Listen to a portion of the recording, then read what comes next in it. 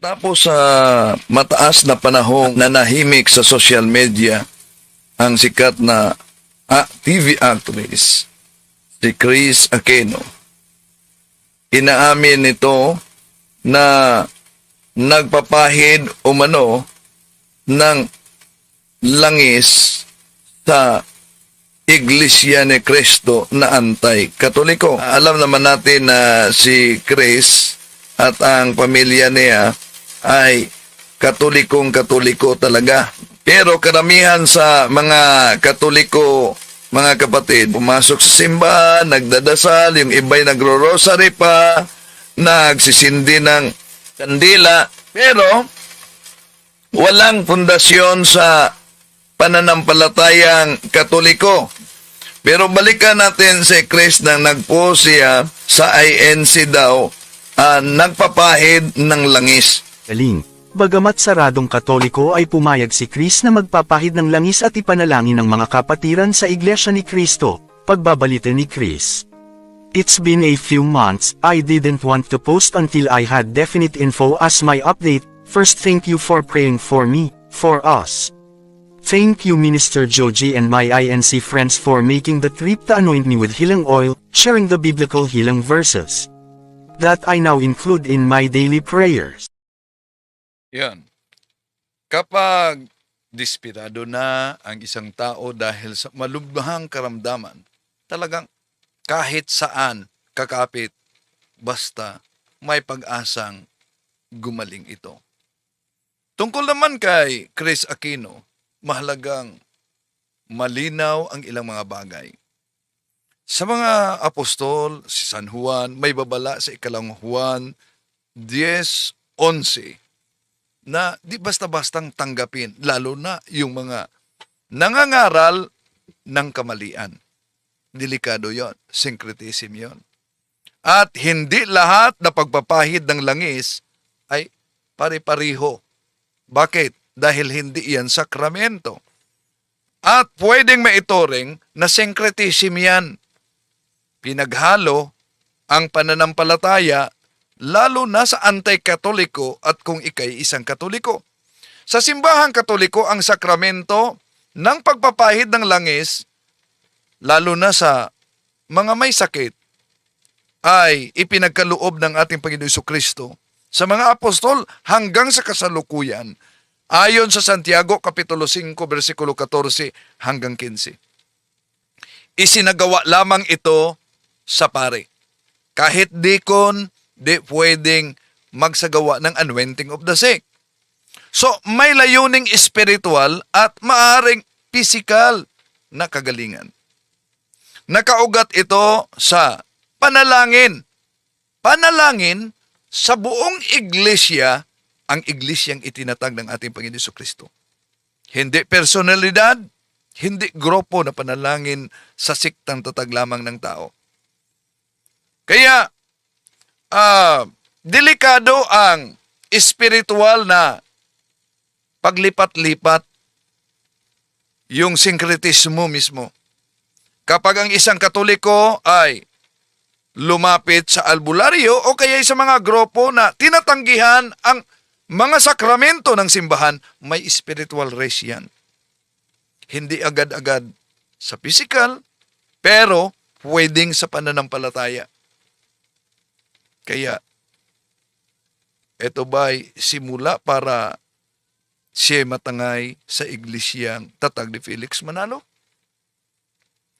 So, pero kung meron lang maka-advise kay Chris na lalapit sa simbahan sa pamamagitan ng kahit deliverance. Bakit?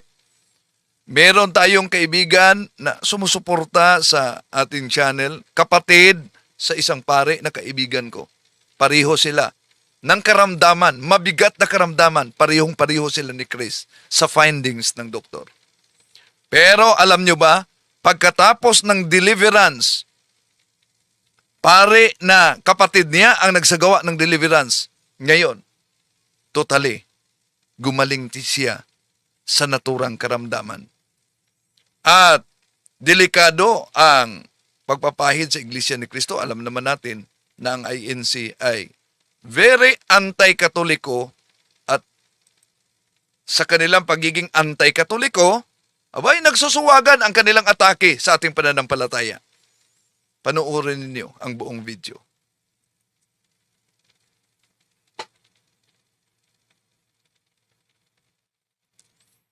Kumusta? Welcome sa lahat ating mga suking taga-subaybay at inaniyahan natin ang lahat.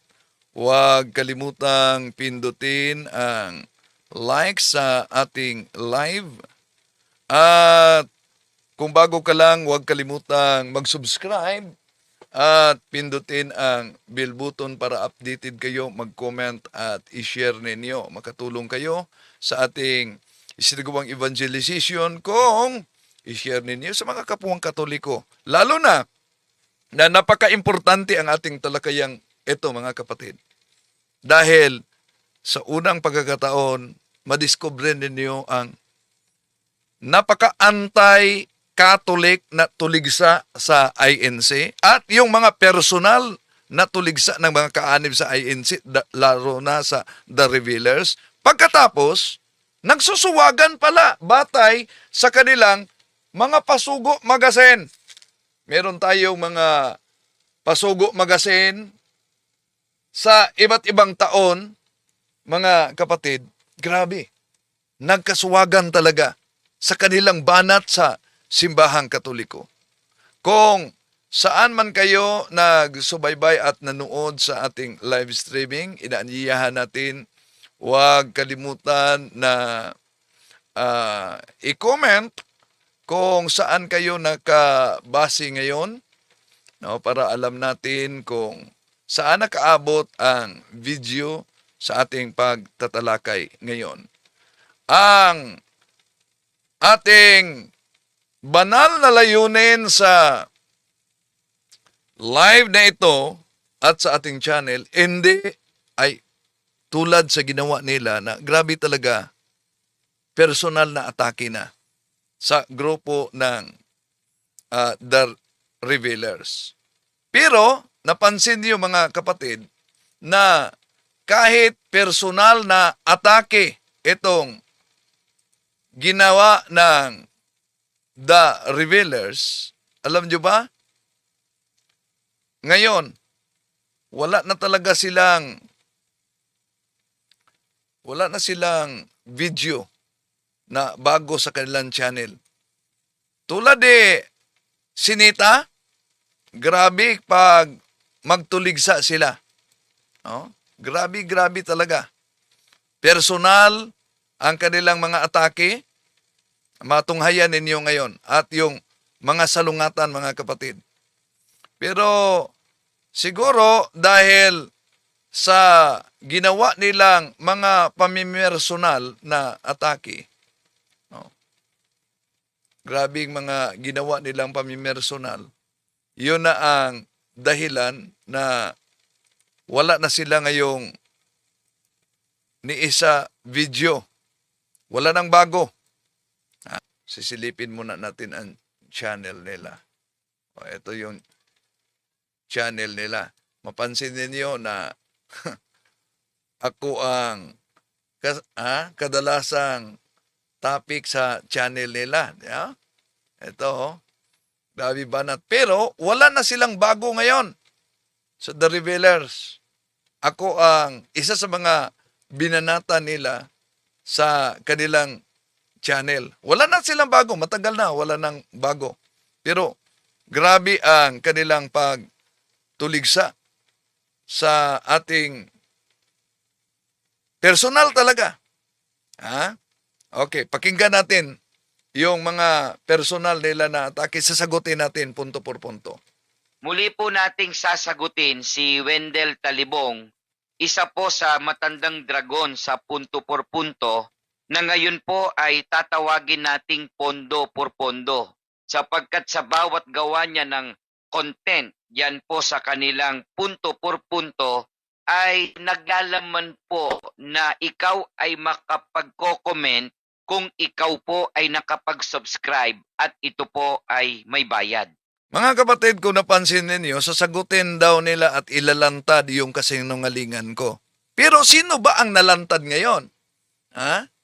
Una, gumagamit sila na tinatawag na ad hominem fallacy. Tinatawag nila kung ano daw, matandang dragon. Oh, ayon pa nitong kaanib sa INC, mga kapatid. Sa pagkakataon pong ito, sasagutin po natin ang kanyang sinabi sa Pasugo 1977. Oh, sandali muna. 1977. Balik natin. Muli po nating sasagutin si Wendell Talibong, isa po sa matandang dragon sa punto por punto, na ngayon po ay tatawagin nating pondo por pondo. Sapagkat sa bawat gawa niya ng content, yan po sa kanilang punto por punto, ay naglalaman po na ikaw ay makapagko-comment kung ikaw po ay nakapag-subscribe at ito po ay may bayad. Okay, mga kapatid, tatanungin ko kayo. Dahil sabi nila, ilalantad ang kasinungalingan. Sino ngayon ang nalantad? Bakit? Totoo ba yung sinabi niya na hindi ka makapag-comment sa channel natin ngayon at hindi ka pwedeng mag-subscribe kung hindi ka magbayad? Kayo, ano ang masasabi ninyo? Ilalantad daw nila ang kasinungalingan ko. Pero sinabing, hindi daw, kaya ang punto por punto ay ginawa nilang pundo por pundo. Una, na punto, mga kapatid. Sa halip na sagutin nila yung issue doctrinal. Punto por punto. Ang ilang kaanib, lalo na itong The Revealers, YouTube channel, wala namang bago ngayon dahil baka pinipigilan na sila ng INC. Lumihis sa usapan sa pamamagitan ng ad hominem fallacy. Ano yung ad hominem fallacy? Yung pag-atake personal imbis na sasagutin yung argumento. Di ba? Ako raw ay matandang dragon at pilit nilang binabaluktot yung punto por punto bilang pundo por pondo. Dahil may kasama silang aligasyon na hindi daw kayo makapag-comment and hindi daw kayo makapag-subscribe kung hindi kayo magbabayad. Isipin niyo, nagawa nila yung pagpakalat ng naturang aligasyon. Kayo, tatanungin ko kayo na nagsubaybay ngayon, totoo ba na kailangan kayong magbayad para mag-subscribe sa punto por punto o kaya sa akin channel? Walang bayad ang pag-comment, walang bayad ang pag-subscribe, at walang patunay itong paratang nila. Kaya sino ngayon ang nalalantad kung sinabi nilang ilalantad nila ang kasinungalingan sa pagsimula pa lamang nila? Sila mismo ay nalantad na nagsisinungaling. Kung totoo at matibay ang kanilang panindigan, bakit? Personal ang atake nila. Yun ang iniuna nila. Imbis na sagutin nila yung argumento, sagutin nila batay sa talata at lohikal na punto na ilalantad talaga nila. So, ang ginawa nila, atake personal. Tatak na ba yan sa kaanib ng INC? Ang ganitong taktika, mga kapatid, ay karaniwang sinyalis ng ano? Ng kawalan ng sagot sa mismong isyu. Kaya dahil di masagot ang isyu, yon, nag-imbento ng aligasyon na hindi naman totoo na sila mismo ang nalantad. Sa isang matinong talakayan, mga kapatid, ang katotohanan ay hindi dinadaan sa paninira, kundi sa malinaw na paliwanag at matibay na ebidensya. Kaya, hamon ko muli. Sagutin ang mga argumento. Huwag personal na atake. Dahil yung pamimersonal ninyo, abay, naglalarawan yan sa siktang inaniban niyo. So kung may mali, lalo na sa sinabi ko, ito gamit ang ebidensya, gamit ang inyong argumento, hindi yung paninirang puri na lang, di ba? Oh, imagine, ilalantad ang kasinungalingan pero sila mismo ang nagsinungaling. Bakit?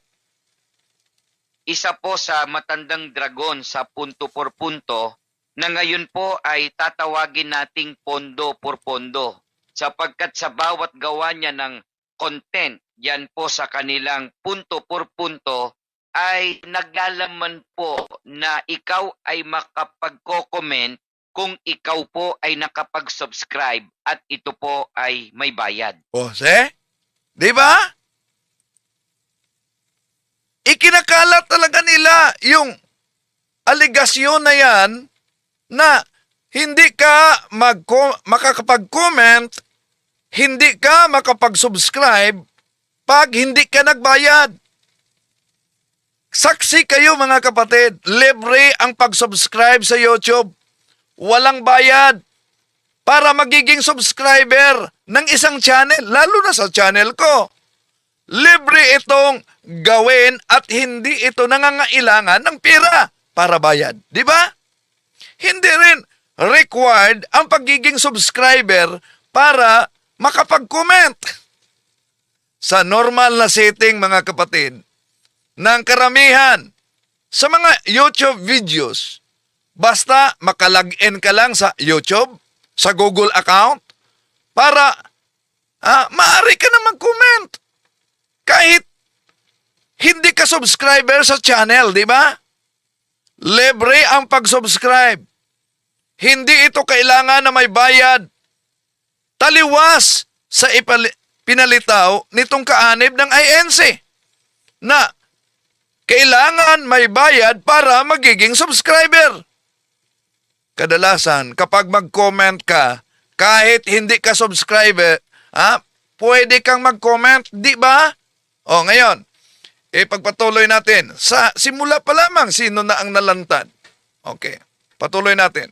Sa pagkakataon pong ito, sasagutin po natin ang kanyang sinabi sa Pasugo, 1977.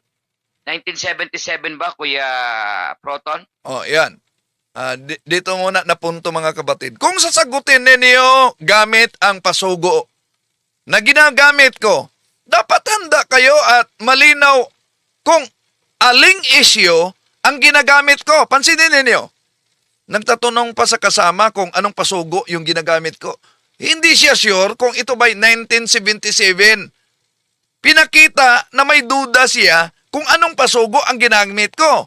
Research muna pag may time. Dapat mag-research muna para handa. Opo kuya, February 1977 po. Sa pahina 7, na di umano, batay po sa matandang dragon na si Wendell Talibong, na ito raw po ang stand ng ministro na si kapatid na Tomas Katangay, batay po sa ipinaliliwanag ni Wendell Talibong. Kuya Proton, ano po ba ang nilalaman ng aklat diyan po sa 1977 February issue sa pahina 7 o pahina 7? Ito po, Kuya Robin, i-play muna natin yung sinabi ni Talibong na pandaraya para maipagkumpara natin kung ano talaga ang nakalagay. O, yun. Iparinig daw nila kung ano ang sinabi kong pandaraya. Okay, tingnan natin. Kung ano ba daw umano yung sinabi kong pandaraya. Sa pasugo, makikisuyo pong paki-play po muna. Balikan lang natin ng konting-konti. Think ye of Christ made a sweeping conclusion that those who deny the alleged deity of Christ are heretics. After New Testament times, many heretics arose who denied the doctrine of the deity of Christ. These false teachers were denounced by believers like Ignatius, 110, Anno Domini, and Polycarp, who were followers of the Apostle John. Yon. Yan, napansin po ninyo kung ano yung... Ang binasa po niya ay mula po sa Pasugo, date 1977. O, yun. Kinonfirm niya na nabasa ko mula sa pasugo. Ang tanong, ba't sinabi nilang pandaraya yon? Kung kinonfirm nila na nabasa ko galing sa pasugo. Ang pandaraya, yung gumamit tayo ng pasugo na hindi naman mabasa yung quotation na ipinalabas natin, di ba? Oh. So, kinonfirm pa nila, quotation ang nasa pasugo nila. Pero bakit daw sinabing pandaraya yon? February sa page 7. Ang kanya pong naging konklusyon, ito po ang stand ng author ng pasugo na isang ministro. O, yun daw umano ang konklusyon ko. Ba't di nyo ituloy yung video? Meron bang sinabing konklusyon na stand yan? Ang sabi ko, si San Ignacio sa Antioquia, kotisyon iyon sa pasugo ninyo kung saan nakasulat na si San Ignacio ng Antioquia ay alagad ni San Juan Apostol. Bakit po ba pumunta tayo sa isyong yan? Dahil gusto nilang ipalitaw na si San Ignacio, mga kapatid, ng Antioquia ay founder daw ng simbahang Katoliko. Wala naman tayong mabasa batay sa kasaysayan. Yun ang konklusyon nila. Yun ang malinaw na pandaraya. Pero, ang nasa kotisyon ng kanilang pasugo, si San Ignacio, obispo ng Antioquia, alagad ni San Juan Apostol. Iyan ang nakasulat. Hindi ko dinagdag, hindi ko binago. Binasa ko lang yan.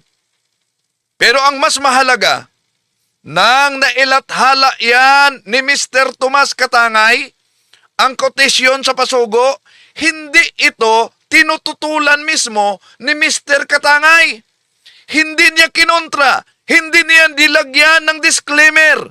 Ibig sabihin, pinapayagan niyang mailathala bilang lehitimong historical reference. Kaya challenge natin, lalo na sa The Revealers. Sige nga, i-reveal ninyo. Saan na bahagi sa naturang pasugo na tinututulan ni Mr. Katangay? Tinututulan ni Mr. Katangay na sinabi niya, hindi totoo na si San Ignacio ay alagad ni San Juan. Wala kayong mabasa. Kaya ang tanong ay hindi tungkol sa akin at hindi rin imbento ng istan. Ang tanong ay simple. Bakit inilathala sa pasugo ang pahayag na si San Ignacio ay alagad ni San Juan kung ito raw ay mali? O kung ito raw ay hindi dapat paniniwalaan? Kung mali pala, bakit hindi kinurek? Wala kayong mabasa na kinurek yan. Lalo na ni Mr. Tomas Katangay na siya ang nag-quote mismo sa naturang aklat.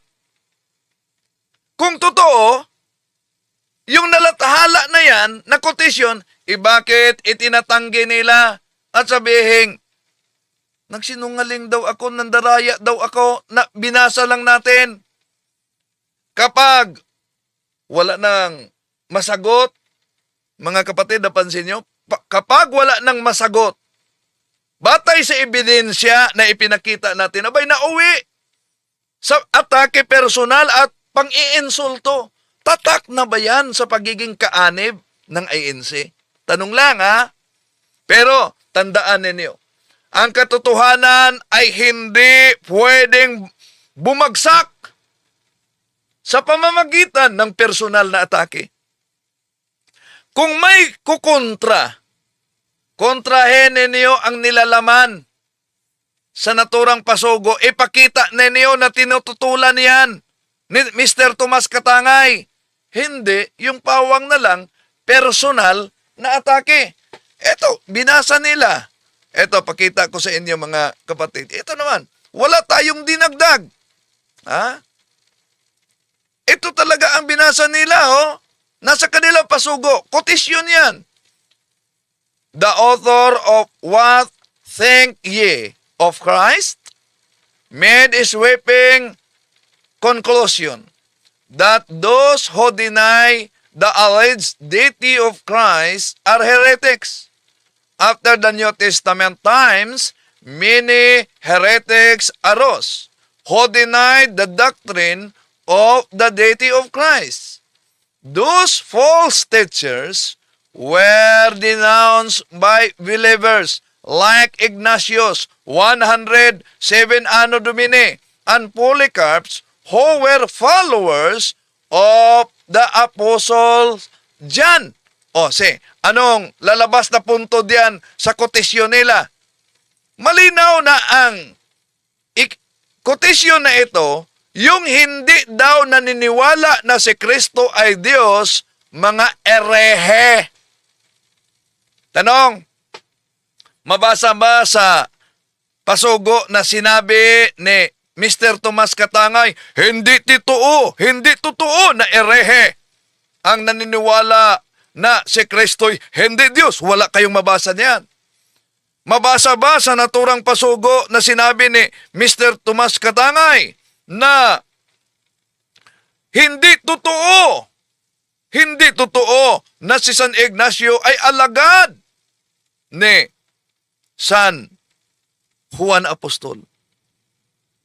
Sabi sa mga taga-INC, The Revealers, ang konklusyon ko daw, istanya ni Tomas Katangay. Ayon sa ilang mga kaanib ito ng INC. Tandaan ninyo sa usapin ng Pasugo 1977, ang nagsulat si Mr. Katangay. At pinilabas nila na nag-conclude daw ako na istan iyon mismo ni Mr. Katangay. Mali yun. Hindi ko sinabi na yun ang istan ni Mr. Tomas Katangay. Ang sabi ko, kotisyon niya yon. Ang malinaw kong sinabi, may kotisyon si Mr. Tomas Katangay. Iyon ang sipi. Hindi automatikong paninindigan. Pero ano ang puntong ito? Ang punto dyan, mga kapatid, tinututulan ba ni Mr. Katangay yung kotisyon na si San Ignacio ay alagad ni San Juan? Kung mali ang siniping pahayag, dapat kinontra at nilinaw yan ni Mr. Tomas Katangay, pero wala kayong mabasa. Pero walang pagtutol, walang pagtanggi, walang koreksyon. Di ba? Okay, tuloy natin mga kapatid. Na si kapatid na Tomas Katangay. Ngayon, aalamin natin sa kanyang bahagi pa ng pangungusap ano talaga ang stand ng pasugo batay sa kamangmangan o alam ni Wendell Talibong. Pakinggan pa ninyo. So napansin ninyo mga kapatid, no? Eto'y kaanib ng iglesia ni Manalo, ha? Pero sa kanilang side, puro na lang talaga ad hominem. Kamangmangan ni Wendell Talibong. Pero nahirapan talaga sila sa isyung ito. Ha? Puro na lang atake personal, napansin niyo, at imbento ng aligasyon na wala namang ebidensya. Imagine, nagpapabayad tayo sa mga subscribers, nagpapabayad tayo sa mga nag-comment, wala namang ebidensya. Ganon na ba talaga kadali magtapon ng aligasyon ang kaanib ng INC ni Manalo kahit walang ebidensya para lang ipalitaw na sila'y tama? Tuloy natin. Kuya Robby. Balik mo doon, kuya. Yeah. Opo, Kuya Proton. Sige po, tuloy po muna niyo si Talibong po. Ano yan?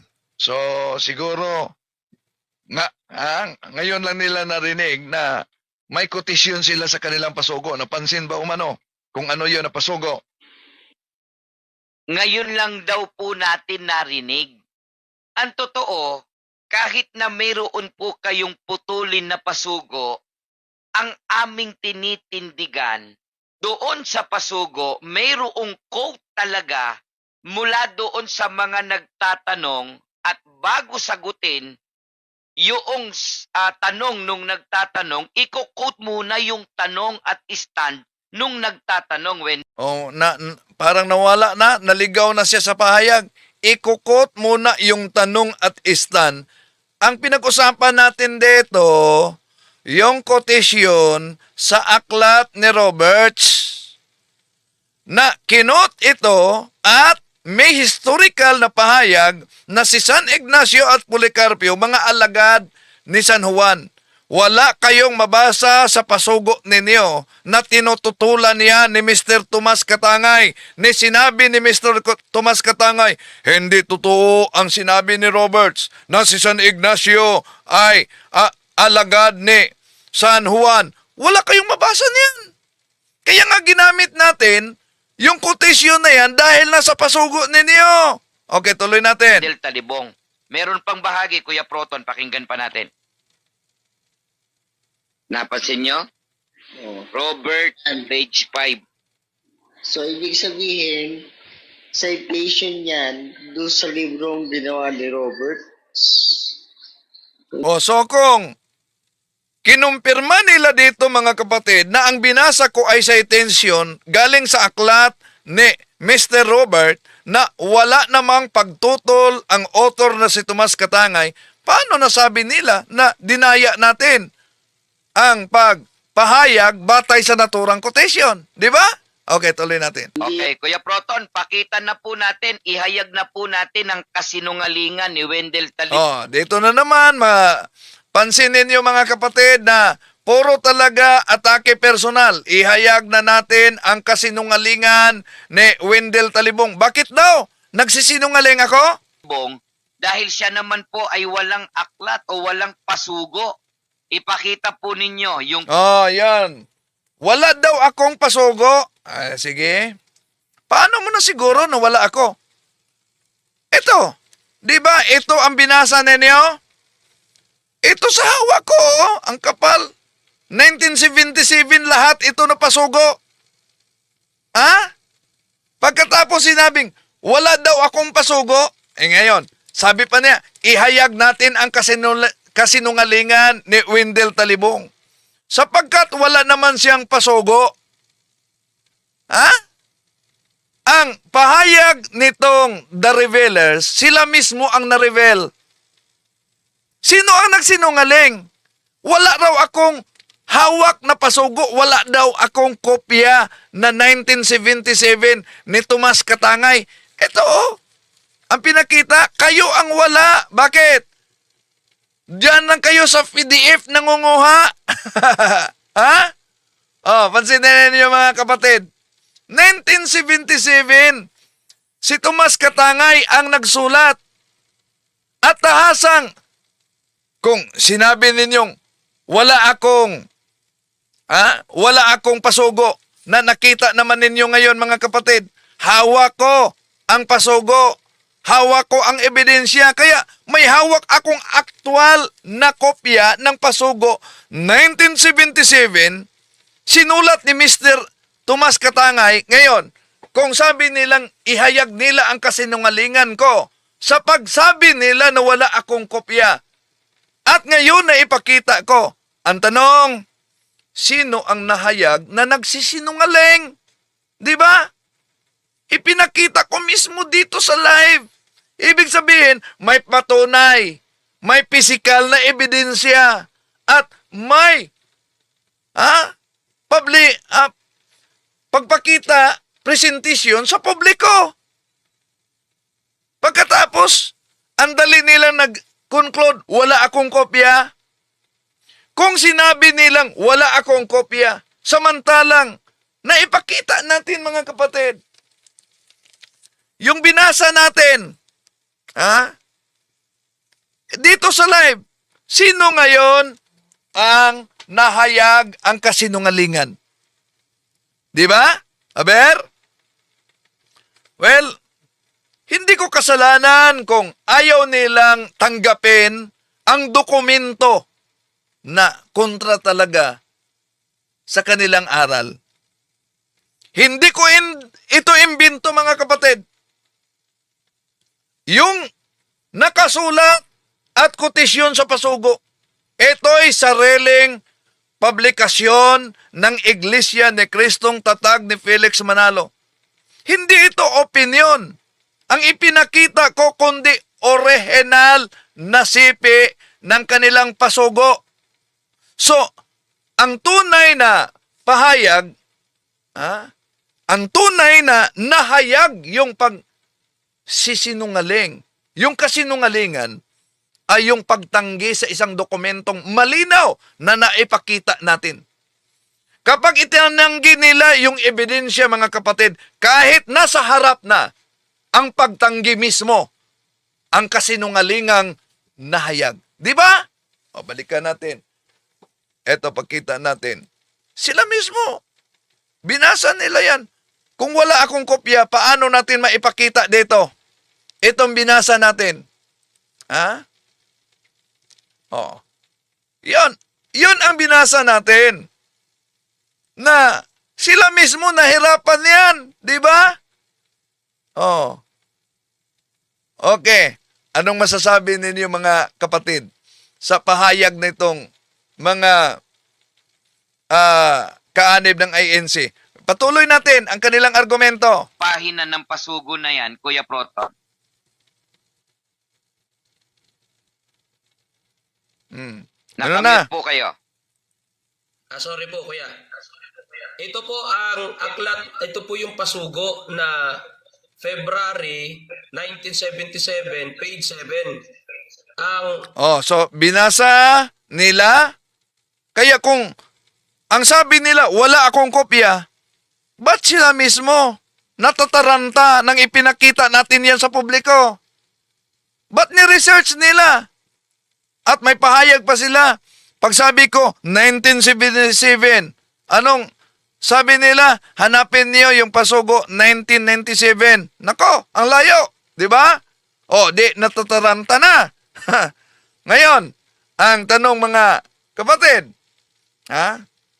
tinututulan ba yan ni Mr. Tomas Katangay? Wala kayong makita sa pasugo niyan.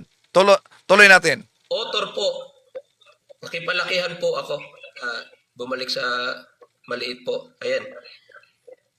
Ang author po ng article na ito, ang kapatid na Tomas si Katangay. Yun, tama. Ito po, sinasagot ni Tomas Katangay ang aklat na sinulat ni J.W.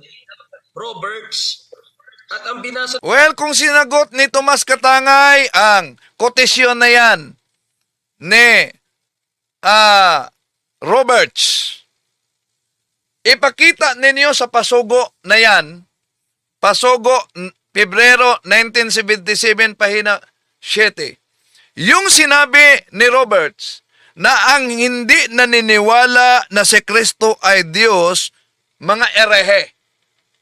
Tanong, asan mabasa sa naturang pasugo na sinabi ni Tomas Katangay, hindi totoo ang pahayag ni Roberts na ang hindi naniniwala na si Kristo ay Diyos ay mga erehe? Wala kayong mabasa diyan.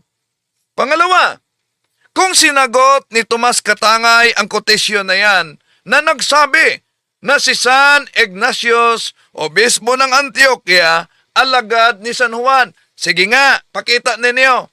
May kopya ako. Sabi pa, wala akong kopya. Saan mabasa sa naturang pasugo kung sinagot niya, na sinabing hindi totoo na si San Ignacio ay alagad ni San Juan Evangelista? Wala kayong mabasa niyan. Di ba? Tuloy natin, tuloy. ni Talibong, ang totoo, binasa din naman ni Talibong pala na the author. Ayun po. Binasa ko talaga. Binasa ko talaga. Dahil nakasulat kotisyon yan sa pasugo ninyo. Di ba natataranta na sila? Yang nauna na paragraph, the author of What Think Ye of Christ made a sweeping conclusion that those who deny the alleged deity of Christ are heretics. Ano yung aklat, ano sinasabi ng aklat ni J.W. Roberts na yun ay sweeping conclusion? Ayan po. Ang sabi dito, after New Testament times, many heretics Sandali, may nabasa ako dito. Kasi sa hirap, sabi ni Hodsam, sa hirap ng sakit niya, sino ba ang dumadalaw at sumusuporta sa kanya? May Katoliko bang dumalaw? Yes. Kahit na si Bishop Socrates Villegas at ang mga Carmelites. Ang problema lang, dahil pati na iglesia ni Manalo, nagpapahid siya ng langis na alam naman natin na ang iglesia ni Manalo ay hindi tunay na Kristiyano. Di ba? Okay, tuloy natin. Those who denied the doctrine of the deity of Christ. These false teachers were So binasa nila sa pasugo na yung hindi tumanggap na si Kristo ay Diyos, yon ay mga bulaang mga ngaral. Okay, kung sinagot yan ni Tomas Katangay, asan na bahagi sa pasugo sinabi niya, hindi totoo na bulaang mga ngaral ang naniniwala na si Kristo'y hindi Diyos? Wala kayong mabasa niyan. Walang rebuttal si Tomas Katangay. Sa sinabi ng naturang kotasyon na si San Ignacio alagad ni San Juan. Wala.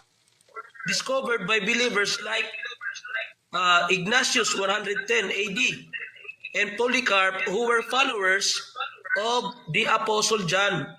Tapos kinuha yung aklat, yung page, Roberts, page 5. Kaya nakalagay dyan na Roberts, page 5, mula kasi yan sa aklat ni J.W. Roberts. Hindi po yan ang paninindigan ng Iglesia ni Cristo. At hindi yan ang sinabi ni Cato Masi Katangay. Nakakatawa talaga ito. Una, inamin mismo nila na ang nagpahayag ay kotasyon yan Mr. Tomas Katangay mula sa aklat ni Roberts. At sinabi rin nila mismo sinagot daw ito ni Mr. Tomas Katangay. Ngunit ang tanong ay hindi nila talaga masagot. Kung totoong sinagot yan o kinontra ni Mr. Tomas Katangay ang sinabi sa aklat ni Roberts, bakit sa mismong pasugo na iyon, hindi niya malinaw na tinututulan ang pahayag na sa San Ignacio ay alagad ni San Juan? Wala kayong makita dyan. Kaya, mga punto ng lohika, mga kapatid, ang kotasyon ay malinaw na ipinakita. Walang annotation, walang footnote o paliwanag sa pasugo na nagsasabing mali ang pahayag ni Roberts na si San Ignacio alagad. Wala yan. Kahit basahin pa nila.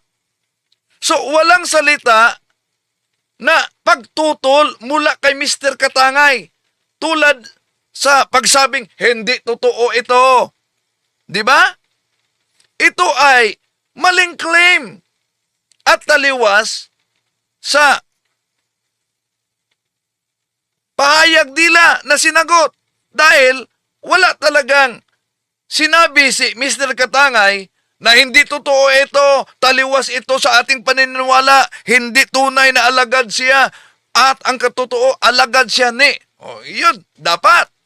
So kung tunay na tinututulan ni Mr. Tomas Katangay ang pahayag na yan, na siya mismo ang nag-quote, dapat malinaw ang koreksyon. Lalo na seryosong usapin sa kasaysayan ng Kristyanismo yan. Ang simpleng pagsabi nilang, kotasyon lang yan. Hindi sapat kung ang tamang kasunod, mga kapatid, ay wala talagang paglilinaw, walang pagkontra, di ba? So kung walang paglinaw sa pagtutol sa kotasyon ng pasugo, ang natural na nagbasa, yung mga mambabasa ay pagsang-ayon o pagtanggap sa impormasyon na nailathala. Hindi pwedeng retroactive explanation lang, mga kapatid, pagkatapos na bisto, di ba? Kaya inuulit ko ang tanong. Kung mali talaga ang claim, ang kotasyon na si San Ignacio ay alagad ni San Juan, Bakit hindi ito itinuwid ni Mr. Tomas Katangay sa pasugo na yan?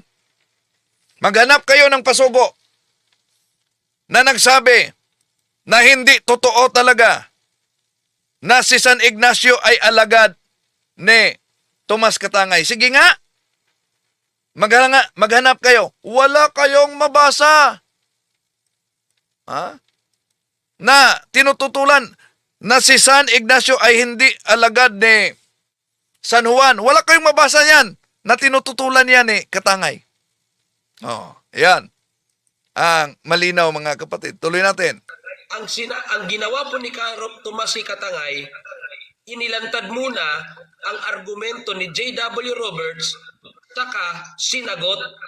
At ang totoo nga po, sa pagpahayag ni Tomas C. Katangay sa unahan, gumawa itong si J.W. Roberts na the author ng What Think Ye of Christ ng sweeping conclusion.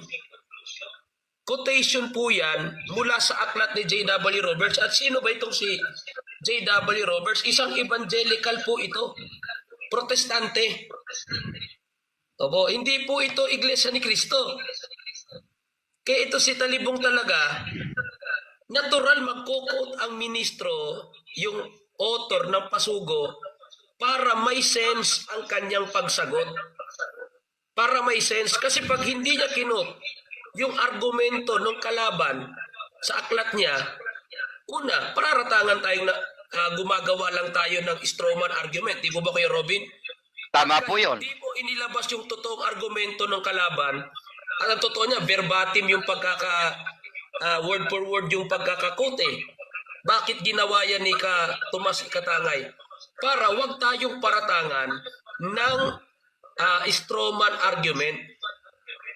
Wala tayong binago sa pahayag ni J.W. Roberts. Oh, so wala kayong binago sa pahayag ni Roberts, W. Roberts. Ang tanong dito, may pagtutol ba si Tomas Katangay na hindi totoo na si San Ignacio ay alagad ni San Juan? Wala. At ayon sa argumento nila, natural naman umano na may kotisyon para may sense umano ang sagot. Yun ang pahayag ng taga-The Revelers na kaanib ng INC. Dapat daw may kotisyon ang ministro sa aklat para may sense ang sagot. Pero napakalinaw ito. Huwag ninyong ilihis o iwasan ang punto ko. Kung talagang may sense ang ipinaratang ninyong sagot ni Mr. Tomas Katangay, asan sa pasugo ang mismong quotation na tinututulan ni Katangay, yun ang punto. Asan ang pahayag na si San Ignacio hindi alagad ni San Juan Apostol? Ipakita ninyo ang eksaktong sipi. Ipakita ninyo ang pahina, ang issue mismo sa natunang linya, di ba? Huwag palabasin na mali ang quotation. Si Mr. Tomas Katangay mismo ang sipi niyan. Kung wala naman siyang tahasang pagtutol sa nakasulat na si San Ignacio ay alagad ni San Juan, kahit sila nahirapan, di nila na yan naipakita, di ba? Oh. Kaya sa Cebuano pa at Tagalog, ang hirap talagang magkalisod-lisod. Tuloy natin. So, sinasabi mo ba, Kuya Proton, si Wendell Talibong ay isang napakasinungaling na tao? Ay, opo, Kuya. Oh, ayan. Kaya, mapansin ninyo dito mga kapatid, na puro atake personal, di ba? Ang katanungan kung asan tinututulan, gusto nila palitaw na nagsisinungaling ako. Ngayon, sino nga ba talaga ang tunay nagsisinungaling mga kapatid? Bakit? Isipin ninyo.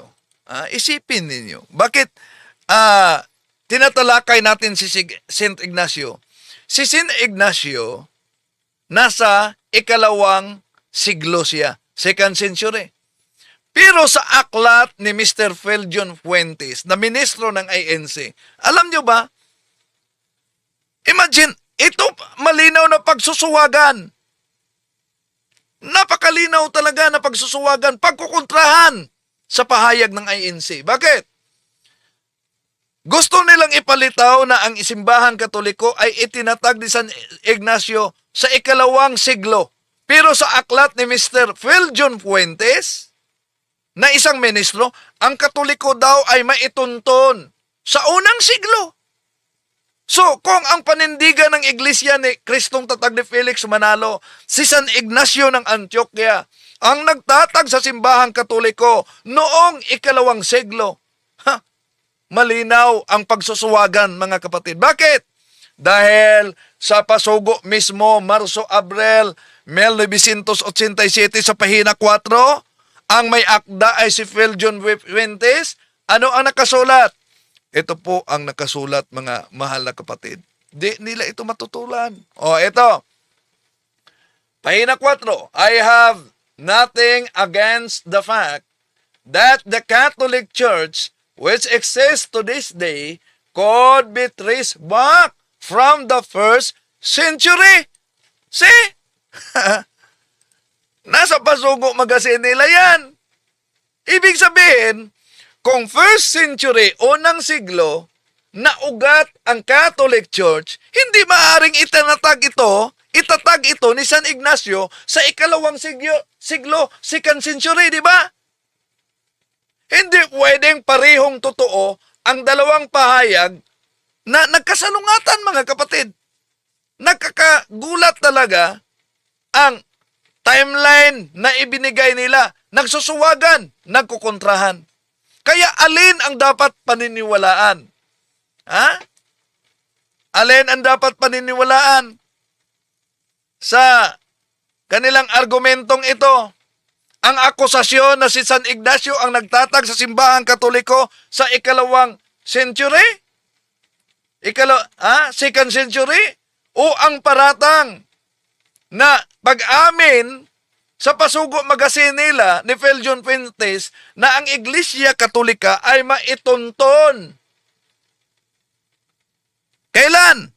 Sa unang siglo, first century. I have nothing against the fact that the Catholic Church, which exists to this day, could be traced back to the first century.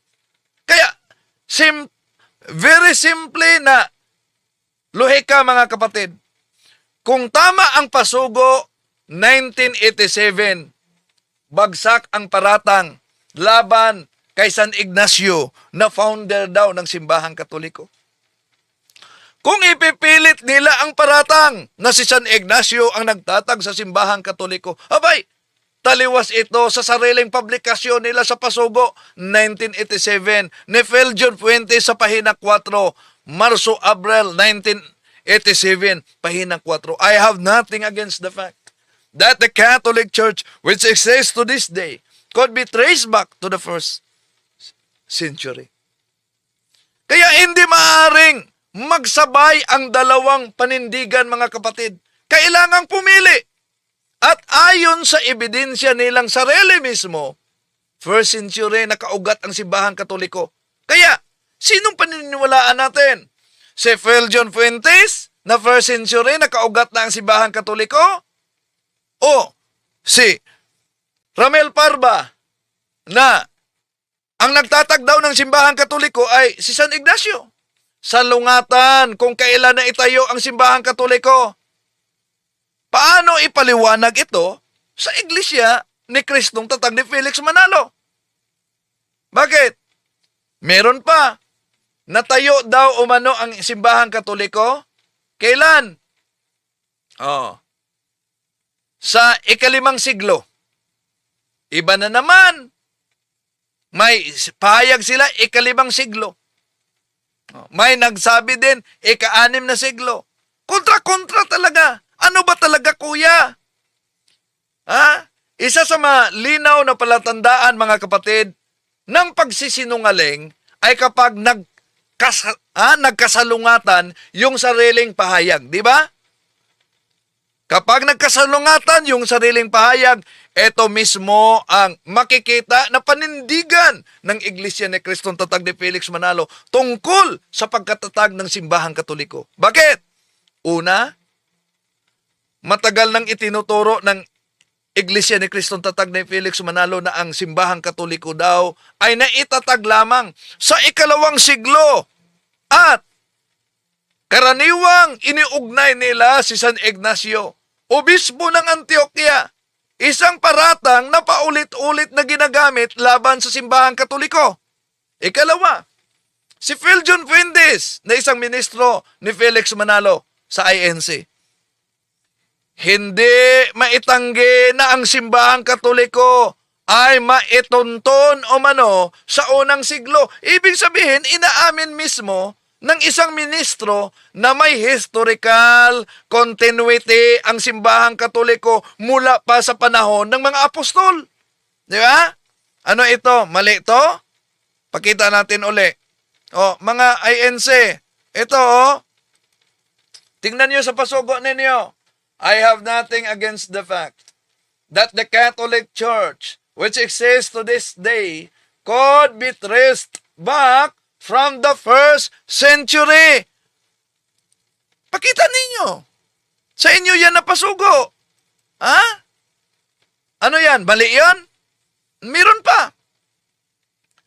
Lalong magiging malinaw ang contradiction kapag binasa ang pasugo mula sa Hulyo. Baka sabihin na naman nila, walang kopya si Talibong. Hulyo 1951. Ito, ang lahat na ito ay 1951 na labas na pasugo. Tingnan niyo ang Hulyo 1951 na pasugo na ang may akda ay si Mr. Marcelino Francisco.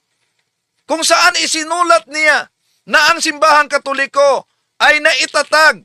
Kailan? Ika-5 siglo daw. Nako, iba na naman na kontrahan. Ha? O, ito. Basahin ninyo. Anong sabi ni Mr. Marcelino Francisco?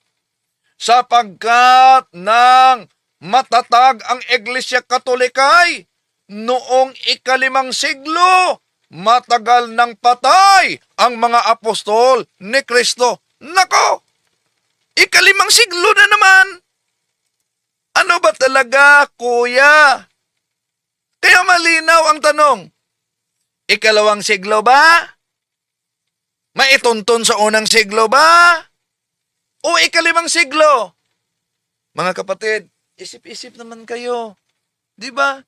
Ang ginamit nating ebidensya, kanila mismong pasugo. Hindi maaring 3 na nagkasalungat na pizza, mga kapatid, ay sabay-sabay na maging totoo, di ba?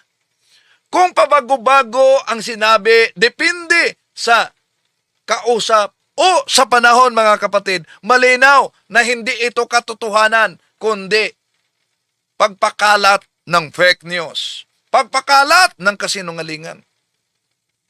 Kaya, hindi nagkakasulungatan, mga kapatid, ang katolikong panindigan. Iisa lang ang tuloy-tuloy na turo na ang simbahang katoliko ay nagsimula sa mga apostol noong unang siglo.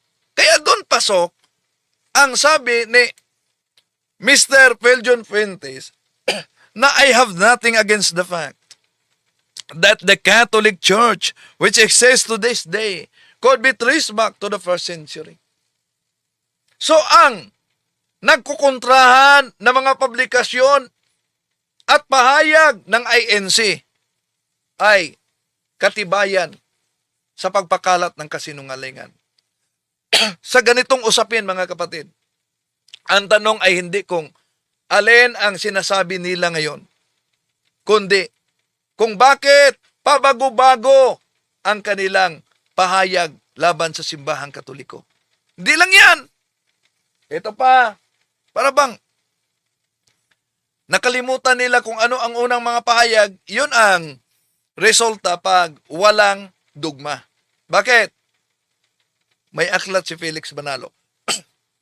Anong pamagat? Ang sulo. At nagbabanggaan talaga ang pahayag mismo sa punto ni Felix Manalo. Kung nagkakasulungat ang sariling sinabi ng INC sources, mga kapatid, hindi talaga sabay-sabayng tama ito. Bakit? Una, ayon sa kanilang aral, ang simbahang Katoliko itinayo ni San Ignacio, ikalawang siglo. Ibig sabihin, second century ang pitsa. Ang problema, si San Ignacio, obispo sa Antioquia, na namatay sa taong 110 Anno Domini, ay hindi nagtatag ng bagong relihiyon. Gumagamit lang siya ng salitang Catholic, Catholicos Universal, bilang paglalarawan sa tunay na iglesyang tatag ng ating Panginoon Jesucristo. Ngunit, ayon naman kay Phil John Fuentes, matuntun daw sa unang siglo ang simbahang Katoliko. Ibig sabihin, first century ang pitsa. Salungat agad sa second century na claim nila ni San Ignacio. Pero may iba pang pahayag. Ikalimang siglo, ibig sabihin, 5th century na naman.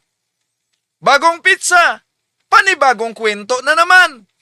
Ayon kay Mr. Felix Manalo, na kanilang founder, kanilang anghel, sa aklat na ang sulo sa ikatitiyak na Iglesia Apostolika Katolika Romana sa pahina 29 at 30. Ano ang mabasa? Alam ko meron silang kopya nito. Ha? O, tingnan ninyo. Panibagong pagsusuwaga naman. Bakit? Ito ang mabasa. O, ang ginamit yan, ang pitsyang ito, 325 Anno Domini, ang unang ganap at pangkalahatang kapulungan ng buong daigdig, Kristyanismo. Ito ang pagpapakilala ng tiyak na pagpasok ng iglesia ng mga Kristiyano.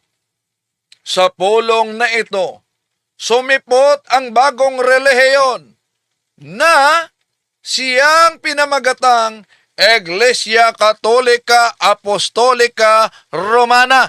Nako! Bago na naman! Ha? Napansin niyo? Ibig sabihin, 325 Anno Domini, 4th century yan, ika-4 na siglo. Nagsimula daw ang simbahang Katoliko. Pero ito mismo ay tinatawag na historical error. Bakit? Ang konselyo ng Nicaea sa taong 325, hindi yan nagtaguyo ng bagong relihiyon, kundi naglinaw sa doktrina laban sa Arianismo, na ang panibagong Arianismo ay ang iglesyang tatag ni Felix Manalo ngayon. May mga Kristiyano na bago pa ang 325 Anno Domini. Kaya nga sa Europe Before Modern Times by O'Brien, page 181, ang mabasa natin, the principal reason why the Roman state tried to crush the church was, first, the Catholic Church did not accept the Roman Emperor as God.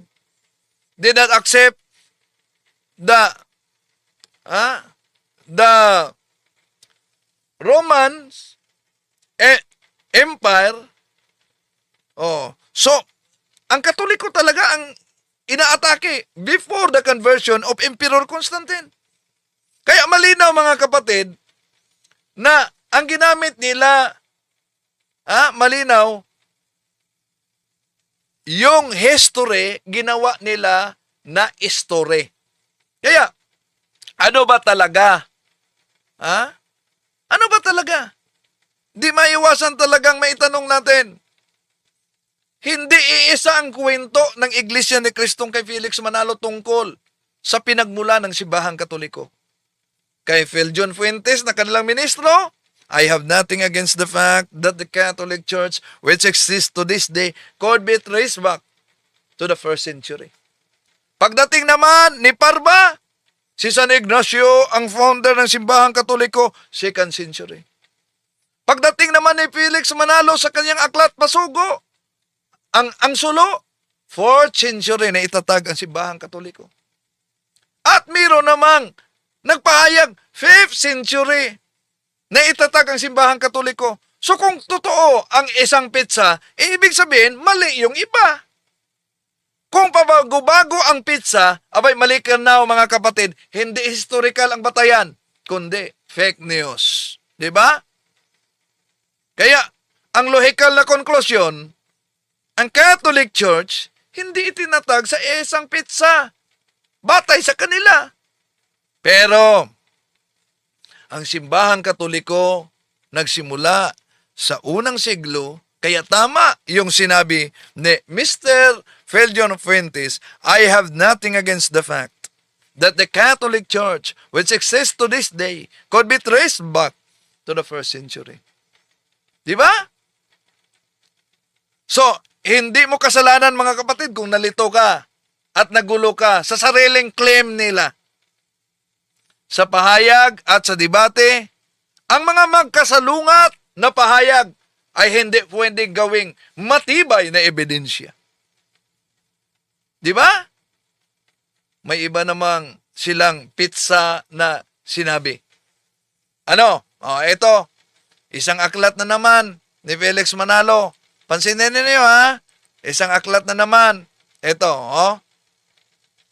Napansin niyo, ang aklat na itong pamagat, mga katotohanang dapat malaman ukol sa mga aral ng Iglesia Katolika Apostolika Romana ni Felix Manalo sa pahina 13.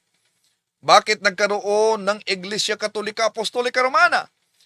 Tinayo sa ikapagkaisa ng Imperyo Romano at ng Iglesia sa layong magkaroon ng kapayapaan sa panahon ng Emperador Justiniano I. Napansin ninyo mga kapatid? Iba na naman. Hindi iisa ang kwento sa pinakita ng INC tungkol sa pinagmula ng simbahang katoliko. Kapag pinagsama-sama natin ang iba't ibang pahayag nila, nagkasalungatan talaga ang pizza. Bakit? Ulitin natin, may pizza na ginagamit ng INC, hindi talaga nagkatutugma. First century, ayon kay Feljon Fuentes. May nagsabi, panahon raw ng mga apostol nagsimula ang simbahang katoliko. Pero hindi nila maipaliwanag kung bakit ito mali ang pahayag ni Feljon Fuentes na umiiral na sa first century. Problema, kapag first century, apostolic period yan. Panahon yan ng mga apostol. Pagkatapos, sinabing second century panahon ni San Ignacio. Tinuturo nila na si San Ignacio, obispo sa Antioquia, yun daw ang nagsimula sa simbahang katoliko. Si San Ignacio ang unang gumagamit sa terminong Catholic. Simbahang katoliko noong 107 Anno Domini, pero hindi siya ang nagtayo sa bagong simbahan. Ginamit niya ang Catholic para ilarawan ang nag-iisang pandaigdig na simbahan na umiiral na itinatag ng ating Panginoon Jesucristo. Di ba? Pagkatapos, sinabi naman ni Felix Manalo sa kanyang aklat, 4th century, 325. Ito ay pinakilala na buo ang konsilyo ng Nicaea, First Council of Nicaea. Ang konsilyo ng Nicaea sa taong 325, hindi yan nagtatag ng iglesia, kundi naglilinaw ng doktrina laban sa Arianismo na hindi naniniwala na si Kristo ay Diyos. So kung ang simbahang katoliko mga kapatid ay itinayo sa 325, ngayon, sino yung nagsimula sa first century, second century, and third century? Di ba? Meron pang 5th century, 6th century sa panahon ni Justiniano. Abay, napakagulo na paliwanag sa INC ito. Ayon sa libro nila, ang katotohanan dapat malaman ukol sa Iglesia Apostolika Katolika Romana, pahina 13, itinayo daw sa ikapag-iisa sa Imperyo Romano at ang Iglesia panahon ni Emperador Justiniano I. Si Emperador Justiniano I sa panahong 527 Anno Domini, 565 Anno Domini. Malaking problema ito. Bakit? May simbahan na bago pa si Emperador Justiniano. May mga papa na, may mga obispo na, may mga martir na, may mga konsilyo na sa simbahang katoliko bago pa ipinanganak si Emperador Justiniano. Ang ginawa ni Emperador Justiniano, kung sundin natin ang kasaysayan, history, hindi yung sarili nilang history, ay pinalakas niya yung umiiral na simbahan. Hindi siya nag-imbento ng bagong relihiyon. Kaya ano ba talaga ang historical na katotohanan? Ang Katoliko ay hindi itinayo sa iba't ibang pizza, di ba? Nakatatawa, di ba? Nagsimula daw sa 1st century. Pagkatapos, 2nd century. Pagkatapos, 4th century. Pagkatapos, 5th century. Meron pa, 6th century. Meron pa, 19th century. Oh, ano ba talaga? Bakit pa bago-bago ang pizza ng ANC? Dahil walang solidong historical na batayan. Nagbago-bago talaga mga kapatid ang kanilang aral at tuligsa sa simbahang Katoliko. Ha? Dahil hindi history ang kanilang pinagbatayan kundi sariling history. Hindi pwedeng 1st century. 1st century natakatag ang simbahang Katoliko. Pagkatapos 2nd century naman bukas. Pagkatapos 4th century naman. Pagkatapos 6th century naman. Kapag bago-bago mga kapatid, yung kanilang pahayag malinaw. Hindi kasaysayan, kundi nagkakalat ng kasinungalingan. I am